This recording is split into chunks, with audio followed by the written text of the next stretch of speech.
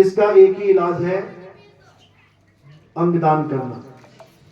अगर कोई अपने शरीर को दान कर देता है तो समझ लो कम से कम 10 लोगों को वो जीवन दान देके जा रहा है।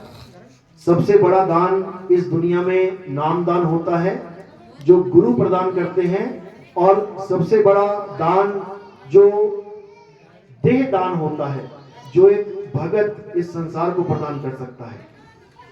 तो देह दान करने के लिए ऑर्बो नामक एक संस्था है, ORBO, जो एम्स के द्वारा संचालित है।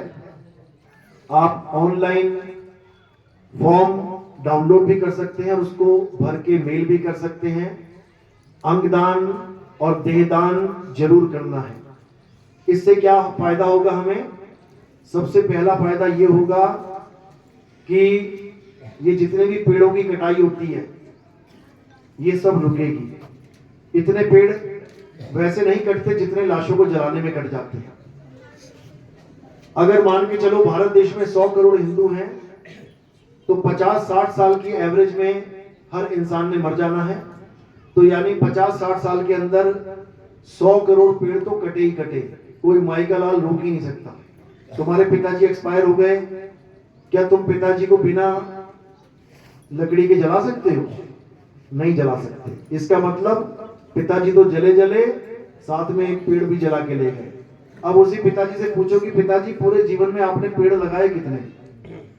मुश्किल ही हो कि किसी ने कभी लगाया हो। किसान की बात अलग है, वो कुछ ना कुछ लगाता रहता है, लेकिन जो कभी पेड़ लगा के ना गया हो उसकी लाश को पेड़ों के साथ जला देना ये पेड़ों के साथ अन्याय है।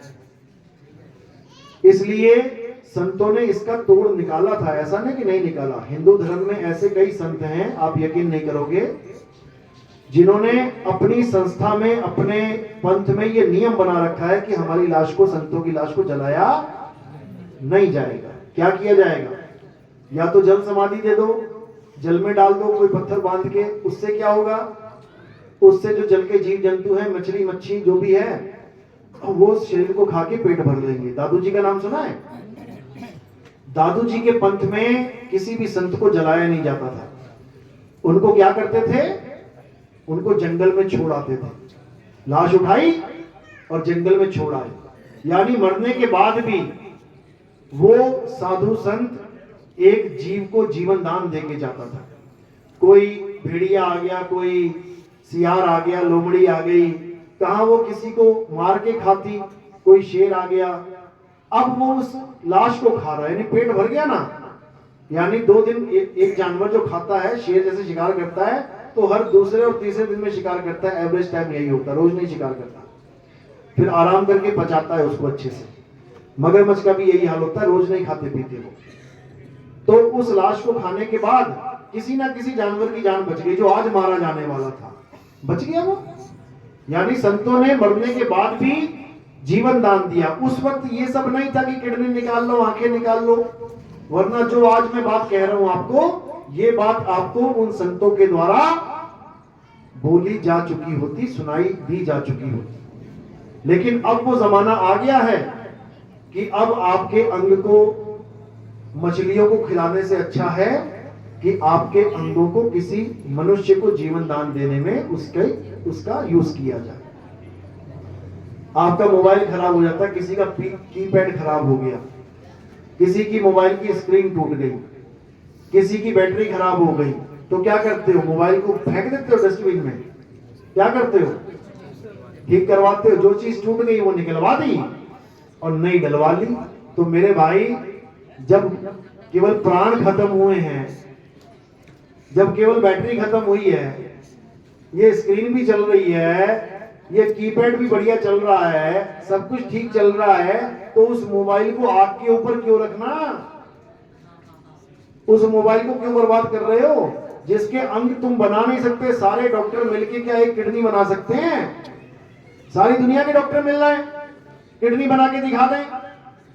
अरे जो बना रहा है तुम उसकी तो यूज कर लो। जो तुम्हें दे दे के सप्लाई, सबके पास किडनी है कि नहीं है? बिना किडनी के भी बैठा कोई? हो सकता है एक लेके भी बैठा, उसे पता ही ना कि एक ही है, लेकिन एक से भी काम चल रहा है। उसकी ऐसी महानता है।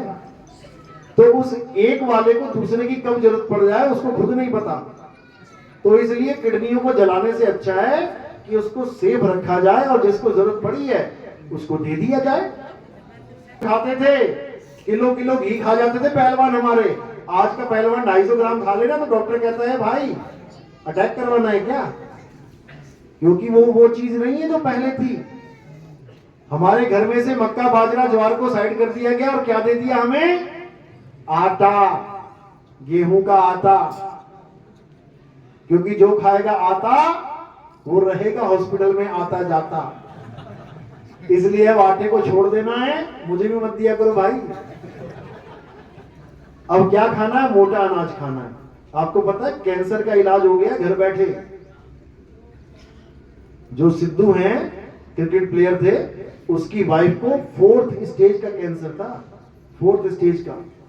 उन्होंने क्या क्या छोड़ा, आटा छोड़ दिया, चीनी छोड़ दी, सारे रिफाइंड छोड़ दिए, ये 4, 5, 7 चीजें उन्होंने छोड़ी और घर में ही बैठे बैठे कैंसर ठीक कर लिया। ये हम भी कर सकते हैं, लेकिन अपने बुद्धि विवेक के द्वारा। तो अब मोटा अनाज खाना है और मुझे भी खिलाना है, और दूध भी खत्म कर देना है। अब दूध का भी नंबर लगने वाला है, क्योंकि दूध ना रहा, समझ रहे हो, जैसे प्यार ना रहा ना, और दूध ना रहा। अब उसकी जगह हम क्या करेंगे सब लोग, अब नींबू वाली चाय पियो। कैंसर का भी इलाज इसी से हुआ है, समझ लो। नींबू एक ऐसी चीज है जो तुम्हारे अंदर इतना पावर ले आएगी कि सारे जितने भी कैंसर सेल है वो नींबू ही उड़ा देगा सबको। वो कहते ना कि दुश्मन के दांत खट्टे, समझ ही नहीं पाए खट्टे कैसे होते हैं। अब पता लगा कि किसके दांत खट्टे करने हैं। तो नींबू सबके दांत खट्टे कर देगा, कैंसर के दांत खट्टे कर देगा वो। तो अभी इसका पूरा चल रहा है, थ्योरी इसकी पूरी समझ के अच्छे से, और इसको हम लागू करेंगे और एक बहुत ही सुंदर समाज बनाएंगे, भेदभाव से अलग, जात पात से अलग, इन बीमारियों से अलग, हर चीज से अलग एक बहुत ही सुंदर समाज का निर्माण करेंगे। और ये सब आपकी मेहनत से होगा, आपके सहयोग से होगा।